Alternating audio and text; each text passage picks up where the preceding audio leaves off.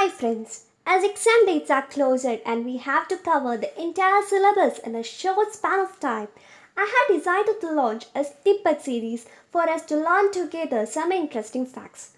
If you have 5 minutes to spend with me, we can easily study the schedules of the Indian Constitution using two simple tricks. Before going forward for the tricks, now let's look what you mean by the schedules of the Constitution. Schedules are mainly tables which contains additional details which are not mentioned in the articles of the Constitution. Then what is the purpose of creating the schedules? In order to avoid the bulkiness of the Constitution makers has created the schedules. Originally, there are 8 schedules in the Indian Constitution, 4 more added by different amendments, and now the total strength of schedules are 12. Now let's look what is trick number 1. The Schedule 1 deals with the list of Indian states and union territories. Of course, we can remember this by that for any purpose considering a country, it must be first about its states and union territories. Therefore, the Schedule 1 deals with list of Indian states and union territories. Then the Schedule 2 deals with the salary of different constitutional posts. It only deals with the salary of constitutional posts. The constitutional posts are President, Governors of States, Speaker and Deputy Speaker of House of People, Chairman and Deputy Chairman of Council of States, Speaker and Deputy Speaker of State Legislative Assemblies, Chairman and Deputy Chairman of Legislative Councils, Judges of Supreme Court and High Courts, Comptroller and Auditor General of India.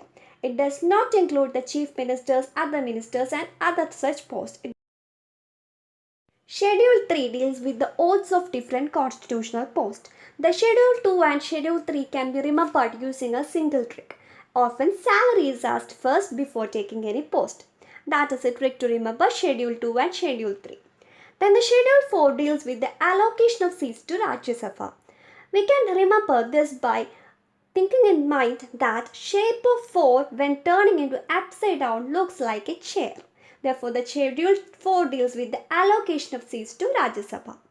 Then the Schedule 5 deals with the provisions related to scheduled area and scheduled tribes.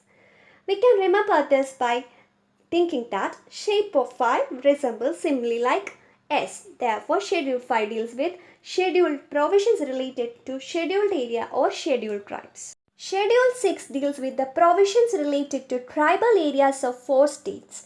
This can be understood by using a simple mathematical formula 6 plus 4 is equal to 10. 6 is the schedule number 6 plus 4 states is equal to 10, a simple sum of 10. 4 states are MITM, that is Meghalaya, Assam, Tripura and Mizoram. Schedule 7 deals with the union list, state list and concurrent list, that is the federal list.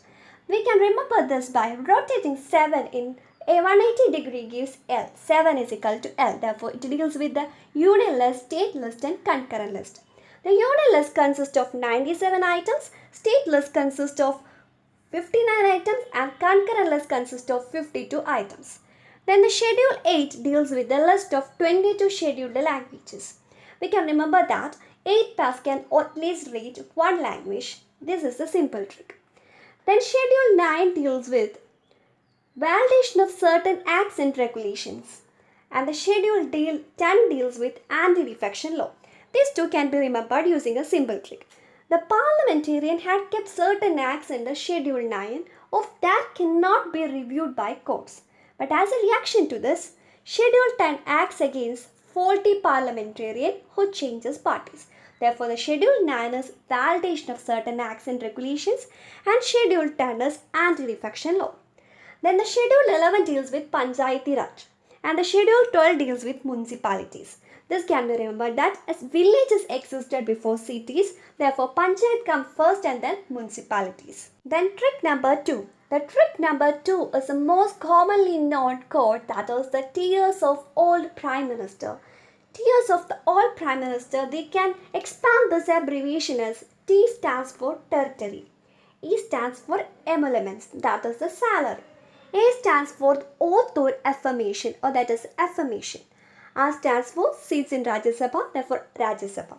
S stands for scheduled areas. O stands for other scheduled areas. S stands for federal list, that is the union list, state list and concurrent list. Then O stands for Then again O stands for official languages.